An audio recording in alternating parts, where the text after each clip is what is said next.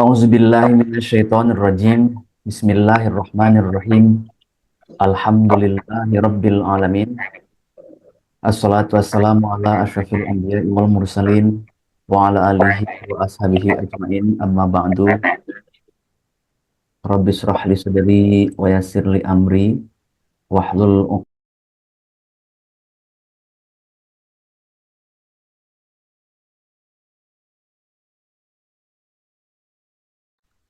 Allahumma sholli ala sayyidina Muhammad wa ala ali sayyidina Muhammad. Bismillahirrahmanirrahim. Assalamualaikum warahmatullahi wabarakatuh. Alhamdulillah, mari kita bersama-sama pada malam hari ini mengucapkan syukur kepada Tuhan Yang Maha Kuasa yang memberikan kita waktu, kesempatan untuk belajar kembali di tengah persiapan-persiapan kita dalam menghadapi bulan Ramadan atau di tengah kesibukan kita sehari-hari. Ini adalah waktu yang diberikan Tuhan untuk kita mengizinkan kembali diri kita, mengupgrade kesadaran, mengupgrade ilmu, wawasan, di mana pada malam hari ini topik kita berkaitan dengan uh, persiapan spiritual Ramadan. Jadi topik ini muncul sebenarnya begitu aja dalam pikiran karena sebagaimana kita tahu bahwa Ramadan setiap tahun berulang gitu Roma ya. Setiap tahun berulang dan karena itu berulang maka menjadi kebiasaan dalam hidup kita. Sesuatu yang sudah menjadi kebiasaan akhirnya menjadi biasa dan kadang-kadang yang biasa kehilangan rasa. Karena itu uh, walaupun begitu kita tetap menghadirkan satu bentuk intensi yang serius dalam rangka menyambut kedatangan bulan suci Ramadan yang ini sangat dinantikan oleh seluruh umat Islam di seluruh dunia, kan gitu ya. Nah, maka itu mudah-mudahan malam hari ini kita diberkati oleh Tuhan dan ini adalah pertemuan yang ketiga ya bersama Romo lewat Zoom ya, yang berseri atau bertema. Di pertemuan sebelumnya kita membahas tentang Isra Mi'raj ya Romo ya. Isra Mi'raj, kemudian berikutnya kita bahas tentang relationship, hidup yang berkesadaran, dan yang ketiga ini kita akan ngomongin tentang apa namanya, persiapan spiritual Ramadan kan gitu. Salawat dan salam semoga selalu dihaturkan kita panjatkan kepada junjungan kita Nabi besar Muhammad SAW dan juga kepada guru-guru kehidupan yang lain. Sebelum kita mulai, teman-teman semua, seperti biasa kita hening sejenak ya. Ini adalah tradisi kita, bahwa pikiran itu kan banyak banget isinya dan selalu berkeliaran, selalu liar, bahkan kadang-kadang kita mikir banyak banget dalam satu tempat atau satu waktu. Karena itu kita hening sejenak, bernafas 8 kali ya, sejenak aja 8 kali untuk kita hadir di sini sama-sama belajar bersama Romo Yusuf Daud. Kita mulai dengan Bismillah, kemudian nafas 8 kali baru Al-Fatihah ya. Bismillahirrahmanirrahim.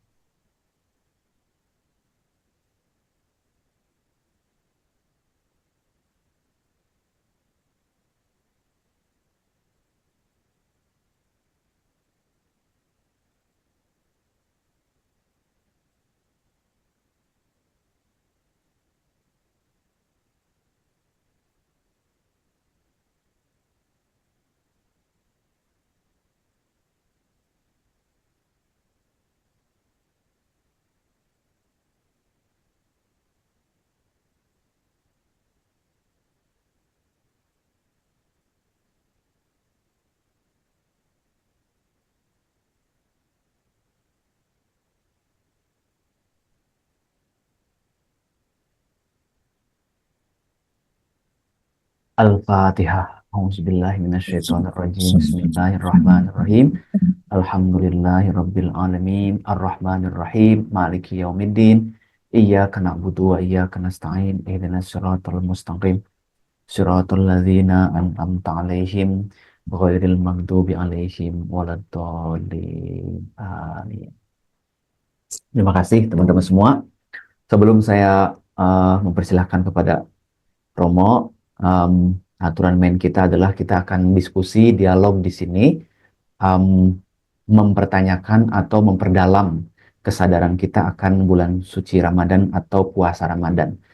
Dan saya berharap di sini em, bahwa kita punya banyak pengetahuan tentang dogma-dogma apa namanya yang berkaitan dengan puasa atau Ramadan itu kita sudah dapat banyak ya dari guru-guru sebelumnya. Tapi di sini kita berharap untuk lebih dalam lagi. Apa yang pengen kita dapat di Ramadan, lalu apa saja persiapan spiritual. Karena kalau persiapan secara material mungkin setiap orang sudah bisa gitu ya. Persiapan mental mungkin yang lebih harus diberi perhatian. Eh, men- Sebulan lagi atau seminggu lagi nih misalnya, mungkin bukan seminggu lagi, 3 hari lagi kan menjelang Ramadan, Hmm. kita seperti nggak merasakan aura apa-apa. Kita seperti kita seperti tidak merasakan apapun yang datang gitu. Misalnya kalau kita mau kedatangan orang yang penting dalam hidup kita kan auranya udah berasa 3 hari sebelumnya, kita udah banyak persiapan. Tapi kalau kita ngelihat banyak di sekitar kita kan seperti biasa-biasa aja. Ada apa gitu? Apakah bulan Ramadannya atau puasanya biasa aja atau kitanya justru yang tidak menyiapkan diri secara ruhani. Nah, kita pengen malam hari ini dibimbing sama Romo agar batin kita kebuka gitu ya, kesadaran kita lebih lebih antusias atau apa yang bisa kita dapat di puasa pada Ramadan kali ini. Gitu aja Romo. Saya persilakan Romo untuk memberikan pengantar dulu atau kita sama-sama di sini sehingga kita bisa jauh lebih dialog. Kepada Romo saya mempersilahkan. Okay, thank you. A'udzubillahi sami'ul alim minasyaitonir rajim. Bismillahirrahmanirrahim. Alhamdulillahi rabbil alamin wassalatu wassalam ala asrafil anbiya wal mursalin sayyidina wa safiina wa habibina wa maulana Muhammadin wa ala alihi wa sahbihi ajma'in.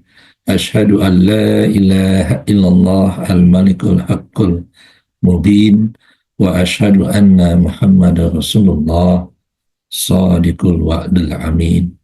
Ya habibi ya Muhammad, ya basiri ya Muhammad, ya naziri ya Muhammad. Allahumma salli wa sallim wa barik alaih. Raditu billahi rabba wa bil islami dina wa bi Muhammadin nabiyya wa rasula. Rabbi zidni ilma warzuqni fahma waj'alni minal arifin. Rabbi shrah li sadri wa yassir li amri wahlul 'uqdatam min lisani yafqahu qawli.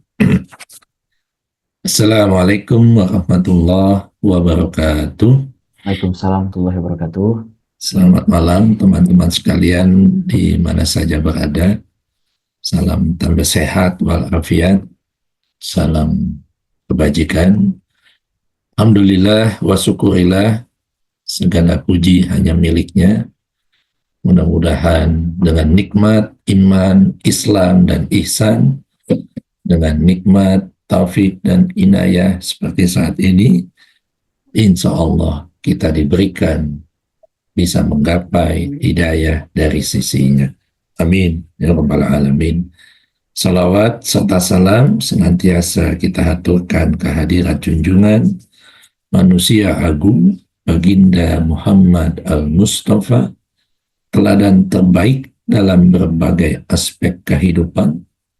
Semoga kita termasuk umat dan pengikutnya yang mendapatkan pertolongan syafaat dan bisa keluar dari kegelapan menuju kehidupan yang penuh dengan pancaran cahaya yang terang benderang. Mari kita mulai kaji kita dengan membaca basmalah dan berselawat kepada Rasulullah. Bismillahirrahmanirrahim. Allahumma alfu alfi salatin wa alfu alfi salamin alaika ya Nabi Allah, alaika ya Rasulullah.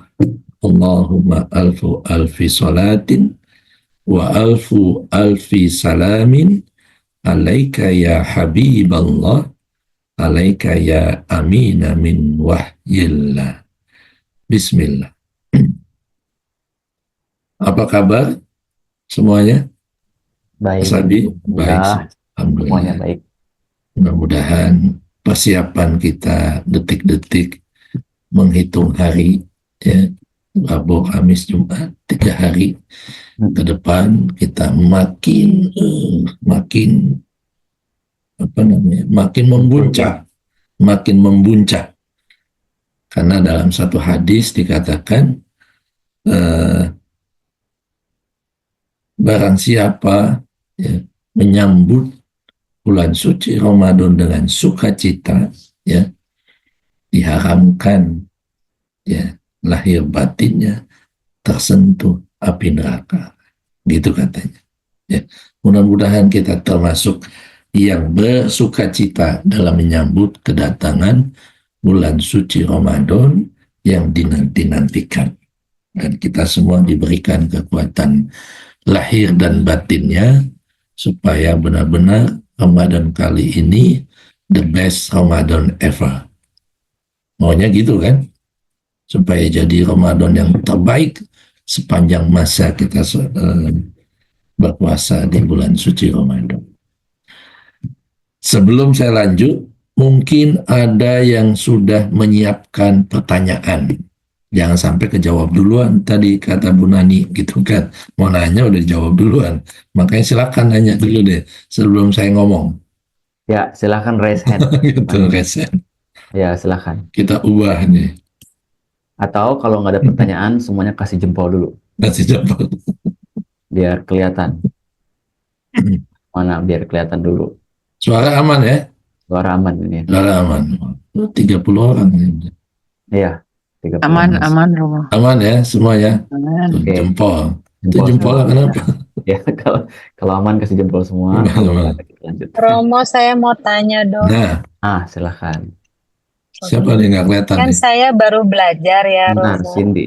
Oh, Cindy, Masa oke. masih di, iya, saya Ya. baru belajar. Jadi, Mm-mm. tapi saya selalu ikut puasa sih tiap kali Ramadan. Awalnya itu untuk toleransi ke teman-teman kantor. Jadi awalnya ya Mm-mm. cuman selama di kantor saya ikutan nggak makan, saya ikutan nggak minum, ya pokoknya ikutan aja intinya. Tapi saya nggak sahur karena saya masih sarapan sebelum nyampe kantornya. Terus Mm-mm. juga saya eh, ketika pulang kantor ya sampai rumah kadang-kadang saya nggak, pokoknya intinya saya nggak nunggu buka ya, pokoknya ketika saya sudah tidak di kantor ya saya udah Buka. minum, Minum. udah buka Mm. gitu loh. Mm-mm. Nah, itu kan, tapi itu juga tidak tidak rutin ya. Jadi kalau misalnya saya ada keluar kantor lebih awal ya saya udah buka gitu. Nah, kemudian mulai tahun lalu sih ya, mulai tahun lalu itu saya coba puasa full. Saya coba puasa full karena eh, pacar saya juga Muslim gitu kan. Saya Mm. coba puasa full, cuman saya nggak sholat. Mm. Kan saya nggak Ya. bisa sholat, saya nggak ngerti tuh sholat tuh gimana semuanya kan. Cuma ya saya ikut Mm-mm. sahur ya sahur, terus juga buka ya buka gitu. Nah, cuman eh faedahnya sih secara sayanya enak ya, karena badannya enak nih. Cuman memang nyebelinnya cuman pas sahurnya aja sih, karena kan masih bangun pagi banget gitu. Iya. Nah, Mm. pertanyaannya tuh sebenarnya apakah itu sudah termasuk mengikuti puasa Ramadan? Karena ada yang bilang ya enggak, kalau nggak sholat mah ya nggak puasa, katanya nggak Mm-mm. termasuk gitu sebenarnya. Mm-mm. Tapi ada juga yang bilang ya nggak apa-apa, itu juga udah mulai belajar katanya gitu. Iya. Oke, Mbak Cindy, bagus sekali. Jadi saya sangat mengapresiasi. Mudah-mudahan mungkin jalan ini menjadi jalan Mbak Cindy nanti suatu saat bisa login, ya kan? Ya kan tadi katanya non Muslim kan katanya, ya Iya. kan? Oh, Iya. Jadi eh, kalau bertanya kepada seseorang yang bukan aslinya, yang bukan ahlinya, jawaban standarnya ya seperti itu, Mbak. Itu pasti jawaban standarnya begitu. Oh, kamu kan nggak Muslim ya, nggak dihitung puasa Ramadan gitu. Nah, makanya dalam satu ayat dalam Al-Quran, fas'alu ahla zikri in kuntum la ta'lamu.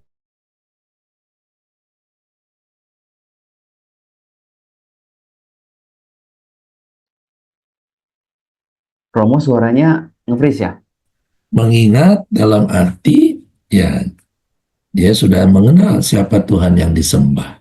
Maka ketika dia yang diamanahkan, dititipkan ilmu oleh Allah, ketika tidak tahu maka dia bertanya kepada Al-Alim, Allah yang maha berilmu pengetahuan. Ya, satu itu. Jadi dihitung puasa Ramadan, kalau full ya puasa, Mbak. Kan puasanya juga di bulan Ramadan, masa nggak dibilang puasa Ramadan? Ya kan? Puasanya full, sahur juga, nggak makan dari jam 6 atau jam 5 sampai maghrib di rumah. Ya puasa Ramadan. Namun, kalau hitungan dalam teologi fikih puasa itu, ya ini juga puasa bagi kalangan orang awam. Tidak mendapatkan pahala, gitu, tidak mendapatkan ganjaran, gitu, yang berlipat ganda. Kalau puasanya sah, secara fikih puasanya sah, asal mengikuti aturan, diawali dengan sahur, diakhiri dengan berbuka puasa. Malah lebih bagus lagi kalau emang sudah melakukan itu, bukanya juga ya pas maghrib gitu. Jadi bukan karena pas sampai di rumah nggak ada orang, toh aku juga non muslim lagi belajar. Saya sangat mengapresiasi. Kalau saya pribadi, kalau boleh berijtihad, ya mengeluarkan fatwa buat saya pribadi atas pertanyaan ini, saya bilang sah. Namanya orang lagi belajar, ya kan? Gitu. Jadi buat saya itu sah, ya kan nggak bisa juga. Makanya anak-anak yang belajar puasa kan juga demikian, setengah hari, nanti jam 12 dia buka puasa lagi sampai maghrib, atau nanti dia bukanya jam 3 malah tinggal dikit lagi, itu nggak apa-apa, jangan dipaksain gitu. Itu pembiasaan. Jadi habit, kebiasaan baik kalau dibiasakan lama-lama menjadi membadan, dan itu bagus buat kesehatan. Sumu tasihu, puasa itu bagus untuk kesehatan, maka puasalah. Buat kesehatan tidak hanya lahir tapi juga batinnya juga akan sehat, jiwanya juga akan sehat, pikirannya juga akan sehat gitu. Jadi kalau dibilang sah secara puasanya ya sah, cuma tidak mendapatkan hitungan pahala gitu. Bukankah di Al-Quran itu dikatakan kalau puasa itu buat orang yang beriman, Romo? Yes. Iman kan bukan kan ada perbedaan Islam dengan iman kan? Formal. Artinya kalau siapapun yang punya keimanan kepada Tuhan, agamanya apapun gitu. Yes. Puasa itu justru buat mereka kan gitu ya. Nah, ini yang mau kita bahas. Oke. Ini yang mau kita bahas. Silakan. Ya. Jadi A'udzubillahi minasyaitonirrajim. Bismillahirrahmanirrahim. Kutiba ya ayyuhallazina amanu, kan gitu. Ya ayyuhallazina amanu kutiba alaikumusiyam kama kutiba alal ladzina min qablikum la'allakum tattaqun. Ayat 183 surat Al-Baqarah sampai 187 itu kaitannya dengan berpuasa. Oke, nah, ya ayyuhallazina amanu, wahai orang-orang yang beriman, bukan beragama Islam. Ya, di sini juga tidak ya ayyuhallazina atau ya ayyuhal muslimun atau ya ayyuhal ya benar cuma dua kan, muslim atau mukmin gitu kan ya. Di sini ya ayyuhallazina amanu, bukan ya ayyuhal muslimun, orang muslim, tapi yang dipanggil wahai orang-orang yang beriman. What is iman? Kan gitu pertanyaannya. Apa sih iman itu? Ya. Iman itu tasdik bil qalbi. Ya. Pembuktian,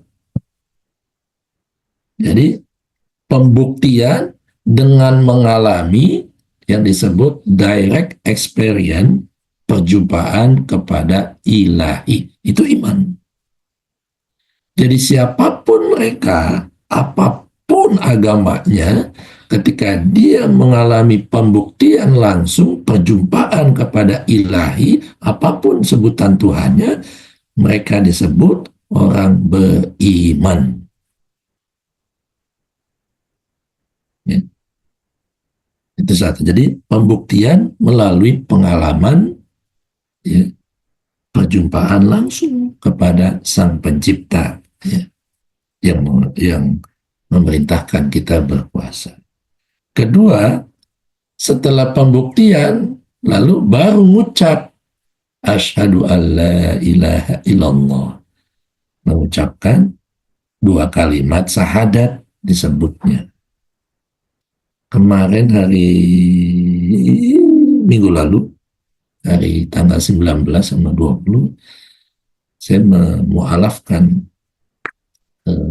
beberapa orang bule. Nggak pernah kenal sebelumnya, sekaligus memblessing, mengijab kabulkan mereka. Belum pernah kenal sebelumnya, dia cari kemana-mana, terus tiba-tiba ketemulah di sosial media, ya kontak, akhirnya intensif lewat IG, terus 3 kali lewat Zoom. Udah diundang saya 3 bulan itu, kemudian minggu lalu tanggal 19 dan 20 diundang mensahadatkan mereka. Italia, Amerika, Chicago, kemudian ada satu lagi orang Belanda, ada 5. Nggak pernah ketemu sebelum, dan saya ketemu ya kemarin itu, minggu lalu itu. Jadi saya tanya, kamu ini mau bersyahadat apa karena mau menikahi seorang perempuan muslimah Indonesia? Enggak. Karena saya memang, ya seperti kita diskusi sebelumnya gitu, dia bilang, banyak baca buku Rumi. Dia senang meditasi. Dia setiap mau serius meditasi, dia pasti pergi ke Indonesia. Gitu. Pertanyaannya, kenapa ketemunya saya? Kenapa enggak yang lain? Itu biar jadi rahasia Tuhan gitu kan. Satu. Dan kenapa dia orang Itali? Yang saya sering ke tempat mereka gitu kan. Dulu ya, waktu saya di sana gitu, di Roma. Jadi apakah itu kebetulan? Tidak. Pasti itu ada rahasia yang begitu dalam yang Tuhan ingin sampaikan buat kita. Nah, di situ saya katakan, syahadat tidak cukup dengan ngucap. Saya bilang gitu. Kalau cuma ngucap doang, burung beo diajarin bisa. Anak bayi umur balita 3-5 tahun bisa ngomong 2 kalimat syahadat. Masa syahadatnya gitu aja. Jadi harus didahului dengan pengalaman. Nanti one day saya ajak kalian untuk mengalami yang disebut tasdik bil qalbi. Pembuktian dengan pengalaman langsung, bukan dengan ucapan saja. Kalau sudah ngalamin, baru kemudian mengucapkannya dengan penuh kesadaran dan powerful gitu. Benar-benar menggetarkan gitu. Nah, baru setelah itu wa amalu bil arkan. Prakteknya ngapain? Ya sholat, ya puasa, ya zakat dilakukan. Nah, itu baru iman namanya. Makanya disebut ya ayyuhallazina amanu. Jadi sebenarnya perintah puasa ini ya buat orang-orang khusus, tidak sembarang orang. Makanya kata-katanya ya ayyuhallazina amanu kutiba. Kutiba itu dalam bahasa Arab bukan diwajibkan, tapi artinya dicatat, ditulis atau register gitu. Jadi diregister, diceplok, gitu. Labeling, cetok, gitu. Stempel, itu namanya kutiba. Kenapa pakai kutiba? Ya. Mengapa Al-Quran dan hadis sering menggunakan kata-kata yang terkait dengan kegiatan menulis atau membaca untuk menyatakan kewajiban atau pembebasan dari kewajiban? Kenapa nggak pakai kata yang lain? Kenapa bahasanya pakai kutiba? Hmm. Ya, itu isim kata kerja majhul namanya. Dicatat atau ditulis di register gitu kan. Kenapa itu pakai kata itu kutiba? Satu, alasannya tulisan memiliki perspektif jauh ke depan dibanding ucapan lisan. Ucapan lisan gampang dilupakan dan gampang hilang atau sirna. Ya. Dan bahkan kalau omongan bisa disalahgunakan. Ya kan? Sering ada pepatah. Titip omongan jadi tambahin. Titip uang jadi berkurang. Ya kan? Seperti itu. Jadi kenapa ada kata-kata kutiba? Supaya lebih lebih abadi gitu. Kedua, penggunaan kata kutiba itu juga untuk menunjukkan bahwa Islam punya visi untuk menjadikan umatnya sebagai umat yang berilmu pengetahuan. Sayangnya ya semangat itu ya kalah sama negara lain.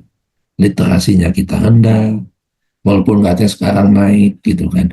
Oh enggak kok, literasi tinggi tapi nggak paham dengan literasi yang dibaca, sama aja, ya kan? Gitu. Ya. Punya visi misi mengajak umat untuk seeking knowledge, ya, menuntut ilmu. Yang ketiga, kenapa kutiba? Karena kata-kata itu terasa akan lebih lembut gitu dibandingkan kalau diperintahkan atau diwajibkan.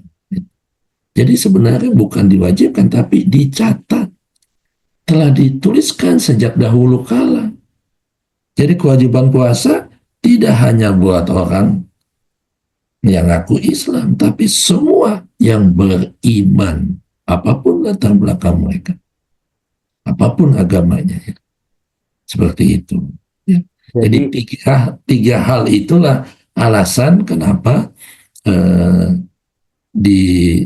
difirmankannya kutiba gitu. Saya malah dapat sesuatu, Romo, dari yang Om. Jadi dengan kata lain, kutiba ini ditujukan kepada orang-orang yang punya knowledge gitu ya, atau kesadaran. Kalau orang yang sudah punya knowledge, punya kesadaran, maka dia tidak lagi menjadi sebuah perintah, tapi jadi sebuah undangan gitu kali ya. Undangan, jadi kebutuhan dia. Jadi kebutuhan kayak orang misalnya, datang dong ke Surabaya, please gitu. Itu kan jadi sebuah kehormatan kan bagi saya. Jadi itu kan, jadi sekarang memaknainya adalah begitu ada kutiba dikaitkan dengan puasa, menjadi sebuah undangan dari Tuhan dan kita terhormat. Gitu kali, Rom, ya. Setuju itu. Jadi makanya alaikumusiyam kama kutiba alal ladzina min qablikum. Jadi sebagaimana yang juga sudah pernah dicatatkan, sudah pernah dituliskan, yang sudah juga pernah diundang pada umat-umat sebelumnya. Jadi jangan kita kegeeran puasa Ramadan ini juga kan nggak ada kata-kata Ramadan. Nggak ada, benar. Iya kan? Berarti tidak khusus Ramadan. Ya, siam di sini kan artinya imsak. Ya kan? Imsak itu menahan diri dari segala sesuatu yang bukan dia. Gitu. Makanya menurut Ibnu Arabi, ya, ketika semua ibadah apapun dalam semua tradisi agama, khususnya Islam, ya, semua ibadah dilakukan dalam bentuk amal perbuatan, ada actionnya. Sementara siam atau puasa, ya, dijalani dalam bentuk bukan action, tapi tarkun. Tarkun itu artinya meninggalkan atau tidak berbuat. Hmm. Dan salabun atau salabin, salabin itu penyangkalan. Jadi makanya disebut al-asyam wa al-imsak. Hmm. Puasa adalah menahan diri dan meninggalkan segala yang membatalkannya. Karena puasa tidak dapat disaksikan oleh siapapun kecuali cuma oleh Tuhan. Nah, sifat salabi tadi, penyangkalan itu pada ibadah puasa itu disejajarkan oleh Ibnu Arabi dengan sifat tanzih yang tidak ada bandingannya. Hmm. Karena punya sifat tanzih, maka Tuhan berbeda dari segala sesuatu selain Dia. Makanya as-saum li wa anna ujziyabi, dalam hadis kursi kan gitu. Puasa itu untukku, untuk Tuhan maksudnya, untuk aku. Tuhan ngomong gitu dalam hadis kursi, wa anna ujziyabi. Nah, wa anna ujziyabi, aku yang membalas ya, bukan. Membalas apa? Dapat pahala, misalnya dari 7 kali lipat, 100 kali lipat, sampai 700 kali lipat. Bukan. Khusus puasa, ya, puasa itu untukku. Akulah yang menjadi balasannya. Akulah yang menjadi karunia-Nya. Jadi balasannya apa? Bukan pahala yang berlipat ganda, tapi Allah itu sendiri yang menjadi balasan buat kita. Jadi kita dapat Tuhan, mendapatkan Allah. Kan dahsyat ini. Nah, bagaimana persiapan kita tuh supaya kita dapat apa yang disebut tadi, wana ujiyabi, supaya kita mendapatkan Allah. Apa yang perlu kita siapkan? Deng. Satu, ya, ada satu hadis yang mengatakan likulli syai'in babun, segala sesuatu ada pintunya, wa babul ibadah as-saum. Setiap segala sesuatu ada pintunya. Dan wa babul ibadah, pintu dari segala ibadah adalah as-saum, puasa. Apa yang dimaksud? Bahwa puasa ini pintu sebuah ibadah.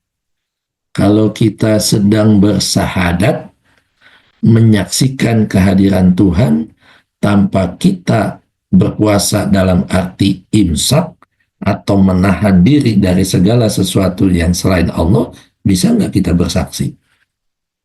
Tentu tidak bisa.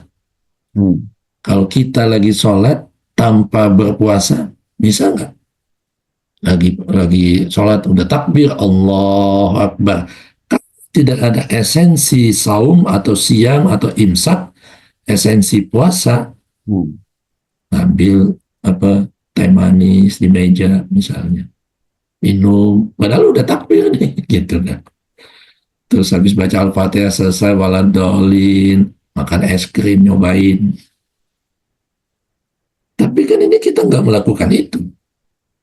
Kita meninggalkan semua. Karena ada unsur puasa di situ.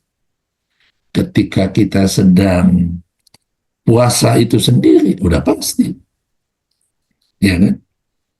Menahan diri dari segala sesuatu yang selain Dia. Gitu. Ketika kita mau zakat, melepaskan kemelekatan. Kalau tanpa ada unsur puasa, nggak bisa kita melepaskan. Puasa itu kan menahan diri kita dari segala sesuatu yang selain Dia. Yang selain Dia, kita lepaskan semuanya. Ya kan? Kemudian apa lagi? Haji. Bisa nggak haji itu perjalanan? Ya, bertamu dan bertemu kepada Sang Kekasih. Bisa nggak kita bertamu dan bertemu Tuhan? Kekasih kita sambil kita bawa-bawa yang lain. Ya, mau bermesraan kepada kekasih, tapi bawa perempuan lain atau laki-laki lain. puasa namanya, ya kan? Jadi tidak ada aspek ibadah apapun yang tidak ada unsur asyam. Maka betapa pentingnya puasa itu, ya, bagi orang-orang yang beriman. Ya. Sampai dikatakan iza dakhala Ramadan futihat al-jannah, ya, wa ghalaqat awwabanna wa sufidat asyayatin. Ketika datang Ramadan, maka futihat abwabal jannah, terbuka atau dibuka seluas-luasnya al-jannah, taman-taman cahaya. Taman apa? Cahaya. Untuk sampai ke cahaya, kita harus melalui banyak sekali perjalanan. Ya. Salah satunya dengan puasa. Kedua, wa ghalaqat abwabanna, ditutup pintu neraka. Dibuka pintu surga, ditutup pintu neraka. Siapa yang ngebuka, siapa yang menutup? Kita semua. Kan ibadah yang nggak bisa kita sombongin kan cuma puasa. Ibadah apapun bisa kita pamerkan kepada orang lain. Tapi puasa nggak bisa. Ya kan? Sholat, oh ada mertua, sholatnya, oh, gimana, bacaan yang panjang-panjang. Apalagi sendiri bacanya kulhu. Allahu ahad, Allahu somad, cepat gitu kan. Kita itu bisa dipamerkan. Haji bisa, banyak banget orang sambil flexing gitu, sambil tawaf, sambil sa'i, bisa buat dipamerkan. Puasa nggak bisa dipamer-pamerin, hanya dirinya dan Tuhan yang tahu kita puasa atau tidak, ya kan? Jadi itu saja. Wa sufidat asyayatin, dan dibelenggu, diborgol, diikat, dikerangkeng setan, jin, iblis itu. Ya kita semua. Jadi semuanya tetap ada, di mana kekuatan menahan diri kita maksimal.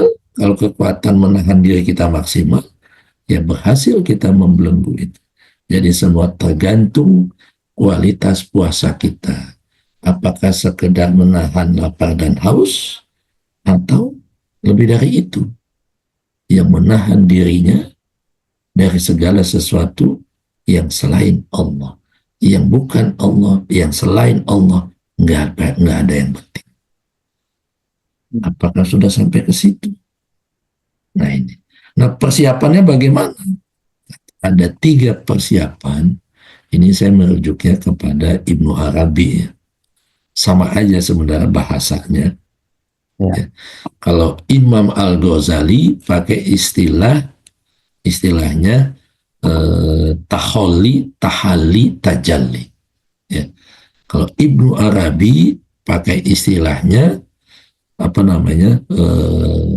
ta'alluq, tahalluk, tahakkuk.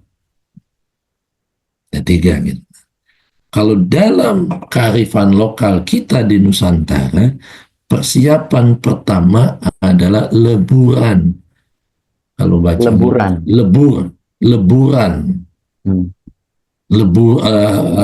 Sebelum leburan masuk laburan dulu. Kalau kita pernah baca Suryo Mataraman, ya, itu sebenarnya dari Ki Ageng Basaria, guru spiritual raja-raja Jawa, ya, yang di Tegalsari, di Ponorogo. Nah, itu pertama beliau katakan laburan. Laburan itu dari kata-kata kapur, mengapur atau melabur. Makanya persiapan orang mau puasa di kampung-kampung, dulu saya masih kecil masih begitu tuh, orang tua saya. Ayo beli cat, dan catnya harus putih. Baru tahu setelah saya SMA itu kenapa sih mesti putih gitu kan. Dari tahun ke tahun baru tahu pas SMA. Jadi laburan itu melabur, memutihkan, mensucikan lahir batin kita, karena kita mau kedatangan bulan suci Ramadan. Satu, simbolnya bersih-bersih rumah, yang ngecat, ya bersih-bersih, semuanya dirapikan. Ya, beli mukena baru, beli baju baru. Buat awalnya simbolnya benar, beli baju koko saya baru. Nanti mau lebaran lain lagi. Saya ingat banget, paling berkesan itu. Karena ngerok dulu basah gitu kan, yang temboknya udah kotor dikerokin, diamplas biar halus, baru dicat. Itu satu. Jadi fisik harus kita bersihkan. Kemudian laburan juga artinya menjernihkan hati dan pikiran. Kalau dirangkum, tujuan persiapan kita untuk Ramadan bersihkan lahir dan batin dan menjaga kesucian lahir dan batin. Itu yang disebut laburan. Yang kedua itu laburan yang pertama. Yang kedua leburan. Tadi labur, sekarang lebur. Ya. Jadi lebur ini berhubungan dengan supaya kita dimaafkan, diampuni kesalahannya, dimaafkan segala kehilafannya. Makanya ada megengan ya. Kalau di Betawi Jakarta, kawahan selamatan menjelang. Biasanya mulai bulan Sa'ban nih. Dari awal Sa'ban sampai minggu ini, minggu terakhir. Biasanya gitu. Masih begitu kan? Di Banten, di mana kan gitu. Jadi lebur ini maksudnya biar kita mau masuk bulan suci, hilang dosa semuanya. Karena sudah dimaafkan, diampuni. Gitu. Kita juga memaafkan dan mengampuni. Baru nanti berikutnya adalah luberan. Gitu. Kalau kita sudah tidak ada beban, maka banyak keberkahan datang pada kita. Coba aja. Kalau rezeki kita masih seret, banyak masalah, ini, itu, artinya belum lebur. Masih banyak sangkutan-sangkutan karma masa lalu ya, yang terjadi pada kita. Makanya jalannya jadi terseok-seok. Jalannya jadi tidak mulus. Maka kalau sudah dilepaskan semuanya itu dengan memaafkan, dengan mengampuni, maka akan datang banyak kemudahan, rezeki dan sebagainya. Nah, kalau sudah banyak rezeki, baru kita luberan. Luber, menyalurkan ya, karunia, keberkahan yang Allah berikan. Tidak digenggam sendiri. Tidak dikempit sendiri, tapi kita lepaskan lagi. Berbagi rezeki berupa zakat, infak, sedekah kepada saudara-saudara yang membutuhkan. Jadi, ini kalau pakai tradisi Suryo Mataraman. Nanti kita bahas dalam Islam. Nah, terakhirnya Lebaran.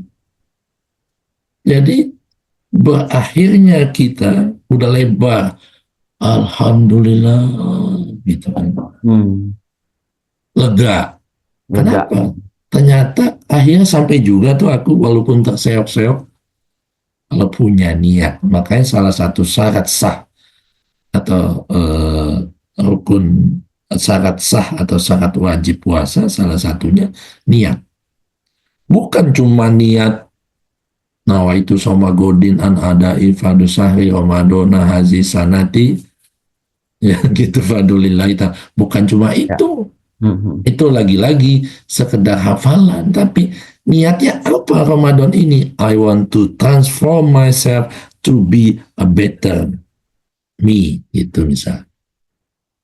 I want to transform myself to be the greatest I am, gitu. Menjadi the best I am. Aku puasa Ramadan dengan niat mau menjadi manusia, mentransformasi diriku menjadi manusia yang paling terbaik. Itu niatnya. Aku mau menghabiskan aku sepanjang hariku untuk banyak membaca Al-Quran. Akhirnya, itu kan gak gampang, tapi kalau sudah diniatkan, pasti semesta akan mendukung dengan segala caranya. Oh, akhirnya bisa juga tuh.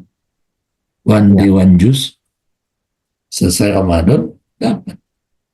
Selesai juga satu Al-Quran. Misalnya seperti itu. Nah, jadi ada kepuasan, ada kebahagiaan yang lebar gitu kan, meluas, hatinya membuncah, pikirannya, wawasannya meluas. Ya, yang sering saya katakan oceanic heart and purify the mind gitu kan. Hatinya jernih, batinnya meluas, pikirannya juga, wawasannya jernih. Nah, itu akibat persiapan tadi di awal itu, dari labur, kemudian lebur, luber, lebar. Itu dalam tradisi Nusantara. Ya mirip-mirip sebenarnya dengan Imam Al-Ghazali ya. Persiapan pertama taholi, tahali, tajalli, ini dalam tasawuf, dalam Islam gitu kan. Jadi simbol perjalanan rohani untuk sampai kepada ilahi Rabbi. Taholi disebut juga ta'abud. Bahasa Ibnu Arabi menyebutnya taholi, ta'abud. Kemudian tahali itu taqarrub. Tajali itu tahakuk. Ya. Ta'aluk, taholuk, tahakuk. Macam-macam istilahnya. Tapi menggambarkan persiapan yang sama untuk kita melakukan ibadah puasa, khususnya di bulan suci Ramadan. Pertama, taholi. Taholi ini mengosongkan diri kita ya, dari segala sesuatu yang tadinya banyak sekali menyimpan sekeranjang dosa, sekeranjang duka, banyak sekali beban-beban kehidupan yang harus kita kosongin, kita bongkar, kita buang, kita bersihkan. Ya, kotoran-kotoran yang menutupi jiwa kita dan pikiran kita dari segala sesuatu yang selain Dia. Kita buang, kita kosongin, kita bongkar semuanya, jangan sampai ada yang tersisa. Sama aja misalnya kita punya gudang di rumah, lama nggak diperiksa gitu kan, gudang apa aja, coba angkat. Ada tikus, ada kecoa, ada semut, nah harus dibersihin semua tuh. Jiwa kita juga begitu. Kalau kelamaan tertutup, jadi pengap. Ketika pengap, sirkulasinya tidak bagus, maka akan mengundang berbagai penyakit. Penyakit hati dan pikiran. Kalau udah hati dan pikirannya sakit, menderitalah sepanjang hidupnya. Maka harus ditaholikan, dikosongin, dibongkar semuanya sampai benar-benar bersih. Jadi taholi, pengosongan diri dari dosa, dari noda, dari akhlak buruk, ya. Dibongkar semua sifat amarohnya, yang suka nyuruh-nyuruh, yang egois, ya. Suka membentak, macam-macam. Sama anak sekarang, kenapa sih nggak bisa jalan sendiri apa? Saya malas sama penyebab anak-anak saya. Padahal dia lagi nyuci piring. Saya nungguin dia nyuci piring. Saya habis makan itu belakangan. Saya cuci sendiri. Padahal kalau mau sok sebagai ayah, kalau mau cuciin, pasti mau juga kan, pasti. Enggak, saya nggak mau, takut dia omong gitu. Nggak bisa nyuci sendiri, itu salah saya. Ya kan? Jadi sifat amar artinya bukan marah-marah ya. Amar itu artinya perintah. Diri kita yang suka memerintah berbuat yang tidak baik. Maka ya apa yang bisa kita lakukan sendiri. Jangan bergantung pada orang lain, termasuk siapapun, istri, suami, atau anak, orang tua. Saya didik anak-anak kita. You can do it by yourself. Yes, ya udah. Selama dia nggak nanya, saya anggap baik-baik saja. Itu satu. Ya, jadi taholi. Nah, makanya ketika kosong, diangkat semua kotorannya, di situ jadi tepat kata-kata Ramadan. Ramadan itu, Romad artinya panas yang membakar. Ramadan juga salah satu nama Allah. Ada yang protes kemarin, Pak. Nggak ada tuh di 99 nama Allah. Ya.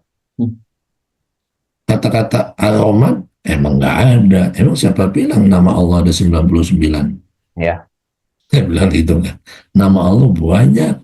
Bahkan dalam satu riwayat ada 3.000 yang saya baca di kitab Mafatihul Jinan, kunci-kunci surga, itu salah satu yang memuat 1.000 nama Allah, Asmaul Husna, ya.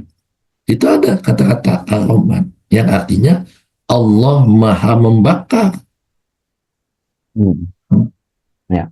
Jadi Ramadan itu salah satu nama Allah, membakar dosa hamba-hambanya, membersihkan kotoran-kotoran yang melekat dalam jiwa hambanya yang terlanjur berbuat maksiat. Bakarnya dalam bentuk apa? Dalam bentuk ampunan, ya. Dalam bentuk kasih sayang, memaafkan dan mengampuni, ya. Jadi bersih itu. Jadi tidak kebetulan Ramadan artinya juga membakar. Dan nama Allah salah satunya adalah Ar-Rahman, yang artinya membakar kotoran. Atau kita misalnya sampah kayu ini, sampah daunan, sampah apa gitu, dibakar sampai hilang. Banyak semuanya nggak ada. Nah, itu namanya taholi. Setelah kosong, setelah dibersihkan, apa preparation selanjutnya? Kalau sudah bersih mau diapain?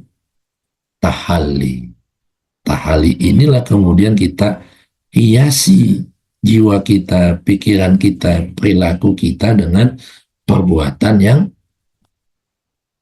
baik, yang berakhlakul karimah. Makanya setiap bulan Sa'ban menjelang Ramadan banyak yang berziarah kubur. Ngelakuin nggak? Nyekar. Ya kan? Ada tradisi itu. Itu bukan syirik, bukan minta doa pada orang mati, bukan. Ya. Itu tradisi yang benar-benar sangat spiritual. Nyekar itu dari kata sekar. Sekar itu bunga.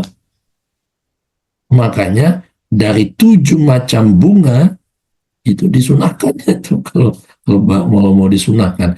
Itu juga ada maksudnya. Kenapa harus 7 macam bunga? Paling utama bunga Wijaya Kusuma. You know the meaning Wijaya Kusuma? Pancaran cahaya ilahi.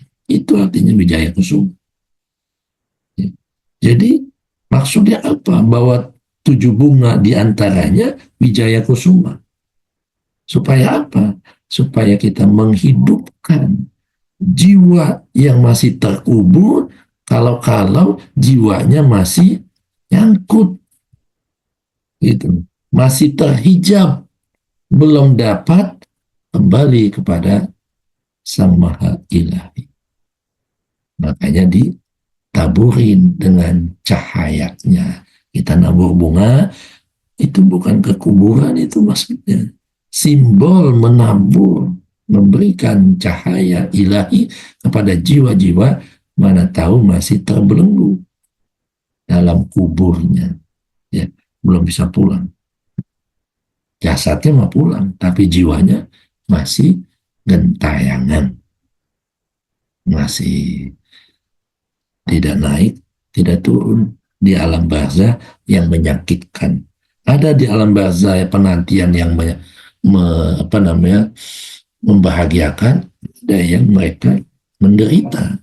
Nah, yang menderita ini kita tabur bunga. Nanti bagaimana sih? Oh, nanti ada lagi caranya itu. Nah, jadi berhias diri dengan perilaku yang mulia, yang terpuji, itu tahalli, persiapan kedua. Ya, menghiasi diri, itu. Makanya persiapannya juga kita silaturahim ke orang tua, andai tolong tetangga kiri kanan. Kemarin di sekitar saya ini diajak gotong royong bersihin masjid. Kalau masjid, bersihin masjid, oh saya ngajak pagi-pagi. Wah, kasih aja nih sumbang makanan atau aqua gitu. Yang penting ada kontribusinya, kita ikut serta gitu kan. Itu bagian dari itu sebenarnya. Jadi menyambut gembira kedatangan tajalli ilahi, ujungnya kan begitu setelah takali. Ya. Makanya man soma ramadana imanan wahtisaban gufirallahu ma taqaddama min zambi. Siapa saja yang puasa atas dasar keimanan dan keikhlasan, maka akan diampuni dosa-dosa yang telah lalu. Melalui puasa, segala beban berat berupa dosa dikosongkan. Sebenarnya tidak hanya melalui puasa, sejak tanggal 15 Sa'ban kita sudah ganti buku, tutup buku, ganti buku yang baru. Makanya baca Yasin tuh 3 kali tanggal 15 Sa'ban atau malam 15. Itu bagian dari itu sebenarnya. Kalau sudah kosong, bersih, putih, masih baru, jangan dicoret-coret. Bikin, menulislah ya legacy yang indah, baik dan benar buat kehidupan sekarang, besok maupun yang akan datang, sehingga Allah tersenyum bahkan merindukan kedatangan kita kembali kepada itu. Nah, setelah menghias diri dengan perilaku yang mahmudah, yang terpuji, apa yang terpuji itu? Ya macam-macam.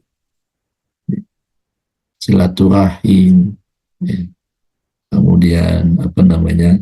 Ya berhias tuh, ya tahali itu berhias, berdandan, berbenah. Nah, itu namanya tahali. Secara harfiahnya itu. Berhias dari apa? Hiasi diri yang tadinya banyak sifat tercela diganti dengan sifat terpuji. Yang tadinya penuh emosi, angkara murka, diganti dengan sifat yang sabar, sifat yang meluaskan hati, gitu. Ya, nah itu namanya tahalli. Ya. Tulus ikhlas untuk mengedepankan akhlak yang terpuji atau mahmudah.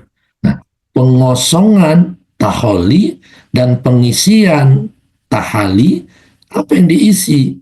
Dikosongkan hati dan pikiran dari yang jelek, diisi dengan tahali hati dan pikiran untuk hal-hal yang baik, indah, dan benar. Untuk mencapai hal-hal. Gampang apa mudah? Gampang atau susah? Gampang-gampang susah sebenarnya. Gampang kalau kita punya kesungguhan, mujahadah. Mudah kalau kita punya kemauan, niat yang kuat, irodah, kekuatan niat yang kuat.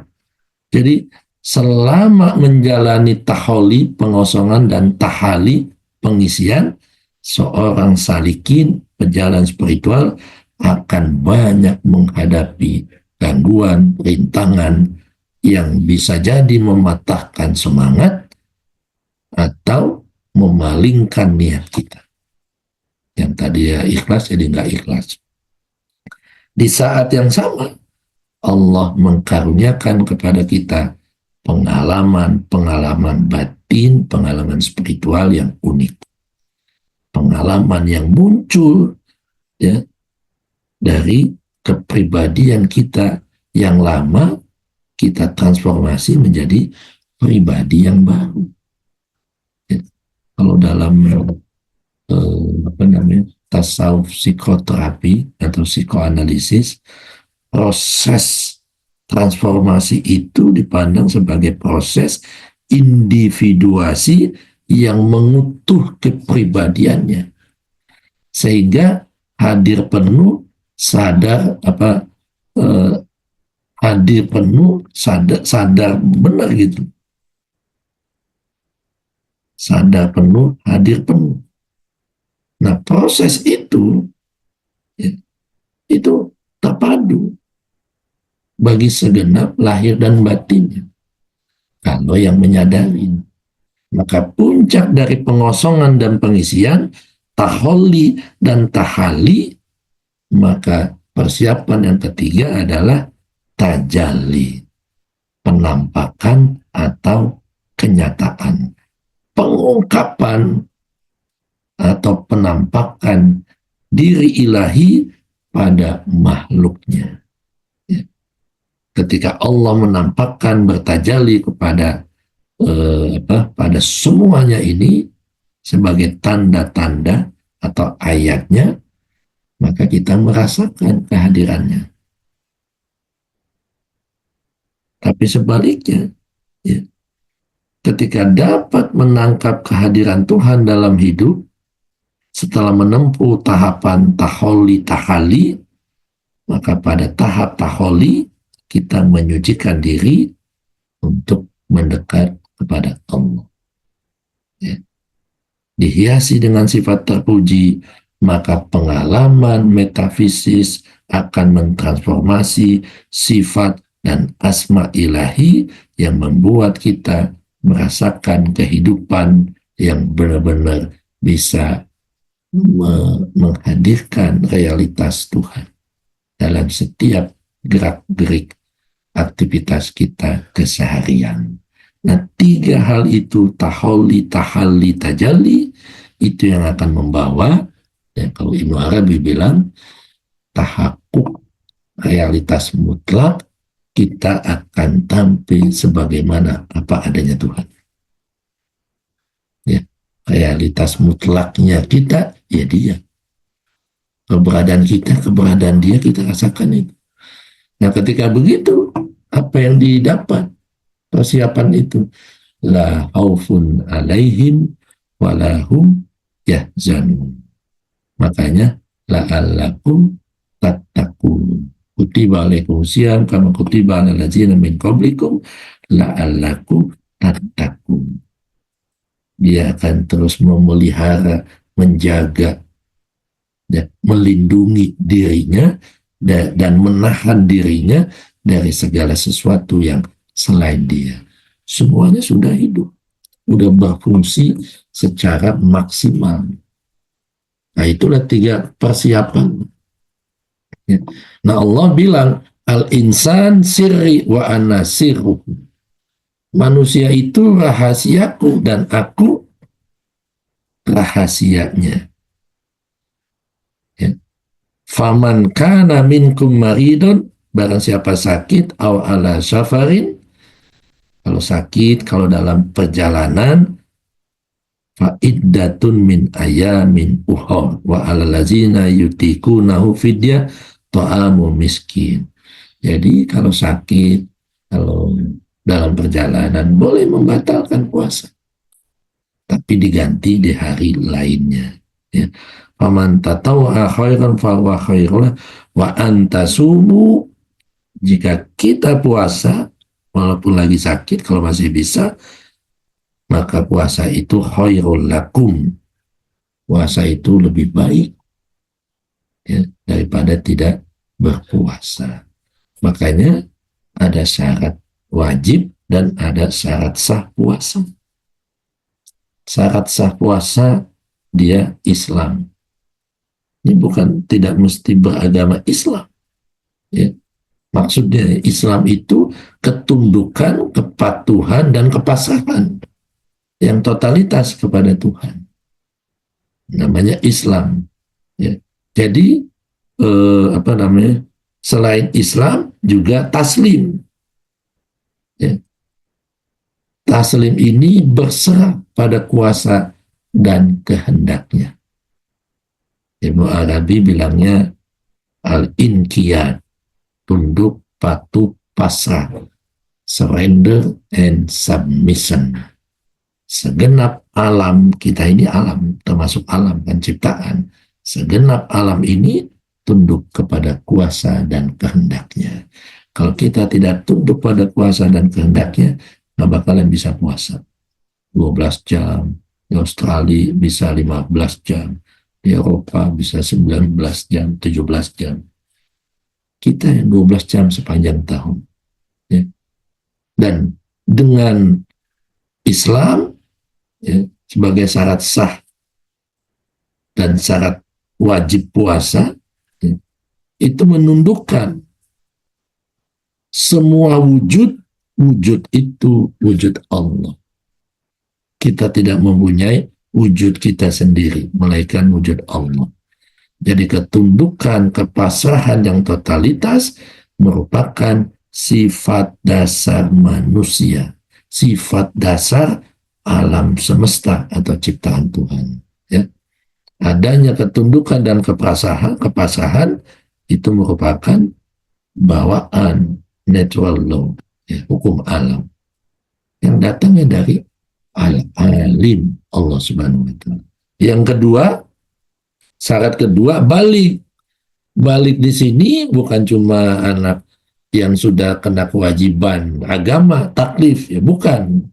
Tapi balik di sini sudah menggapai kedewasaan rohani, kedewasaan jiwa.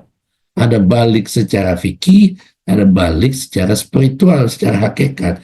Kalau fikih, dia udah menstruasi, udah mimpi. Balik secara spiritual, balik itu artinya sampai.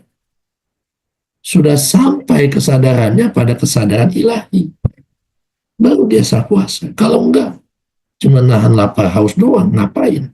Capek-capek puasa. Ya, main judi masih, menggunjing orang masih, nonton video kejam, porno masih, menggunjing orang masih, gibah, flexing, wah, itu nggak sah, belum balik namanya itu. Jadi balik secara spiritual, dia sudah sampai kesadaran. Yang ketiga, berakal.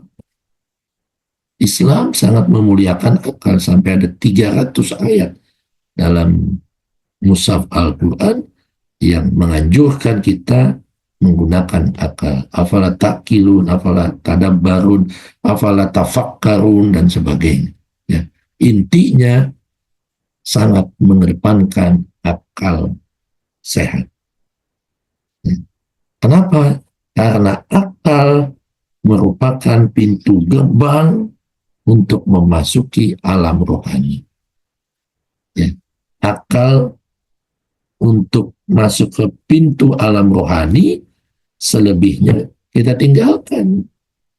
Memasuki alam rohani yang sangat luas dan transenden, ada yang lain wilayahnya, yaitu wilayah zauq, wilayah rasa, wilayah batin, atau wilayah cinta.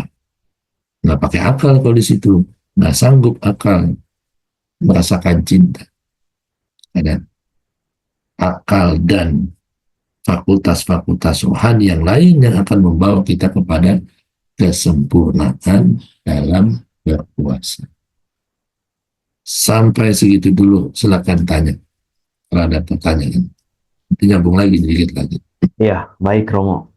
Terima kasih. Dari penjelasan Romo tadi, kalau saya secara pribadi membuat semacam highlight gitu ya, bahwa Ramadan atau puasa itu berarti semacam retreat spiritual ya, dari hati kita, dari kehidupan kita sehari-hari yang tadinya terbiasa memenuhi perut setiap hari gitu ya, sekarang mulai pelan-pelan dibawa diri kita, ditinggalin kan gitu ya. Kemudian yang tadinya kita banyak banget berpikir yang tidak bisa kita hentikan, baik maupun dalam keadaan sadar maupun dalam keadaan tidur, kan pikiran selalu hidup. Pelan-pelan kita mungkin juga di Ramadan ini membuat sebuah sikap di mana kita tidak melayani isi dari pikiran-pikiran yang membawa kita jatuh ke bawah, kan gitu ya. Memang pikiran nggak bisa dihentikan, tapi kita dilatih gitu dengan cara, oh, kita tidak ikut arus pikiran yang membuat kita suffering, membuat kita jauh dari Tuhan, membuat kita jauh dari kesadaran. Sehingga tadi kalau udah kita ngosongin tadi kan yang di fase yang kedua ya, mengosongkan. Mengisi, Jadi fase ya, kedua oh ya, mengisi. yang di tahap yang Taholi pertama adalah pertama. ya, mengosongkan gitu. Kalau sudah kosong, berarti kan kita siap teraliri atau siap terisi Yes. dari atas, kan gitu ya. Dari atas, kalau sudah teraliri, kemudian apa yang keluar dari diri kita itu sudah dari Tuhan gitu ya, ya kan? Yes. Kalau ibaratnya danau yang keruh banget, begitu dikosongkan dari hal-hal yang bikin keruhnya, tiba-tiba bening, dan ketika bening, maka semua apapun yang ada dalam itu akan Kelihatan. kelihatan, kan gitu ya. Itu mungkin yang harus kita siapin gitu dalam menjalani puasa Ramadan ini. Karena kalau nggak disiapin, ya dalam waktu 3-4 hari ke depan ya mungkin akan ketinggalan sebetulnya. Sebenarnya persiapan spiritual kan harus dilakukan 1 bulan sebelumnya ya. Kayak Iya. kita mau menanam apa namanya padi gitu, Iya. kita nggak bisa langsung metik hasilnya kalau nggak kita siapin dari sebelumnya, Iya. gitu. Orang ekspektasi akan dapat Lailatul Qadar atau dapat malam yang sempurna itu, tapi nggak melakukan persiapan apapun gitu ya, miss lagi setiap tahunnya, kan gitu ya. Iya. Gitu. Jadi Rugi. silahkan teman-teman ya, apa kalau ada muncul pertanyaan, silahkan dipertanyakan kepada Romo supaya apa? Supaya paling tidak walaupun beberapa hari lagi kita ke Ramadan, adalah yang kita siapin dalam rangka menyambut bulan suci Ramadan sebagai tempat kita retreat. Ya, ini sudah ada yang raise hand nih. Mas Henry Andreas. Silakan Mas Henry untuk di-unmute. Monggo. Assalamualaikum, Pak Ustadz, Sabi. Waalaikumsalam. Ya, ini terus terang ya, kalau dibanding tahun-tahun lalu, tahun ini tuh kalau buat saya deg-degan gitu, Pak Ustadz. Kenapa? Karena saya terbiasa.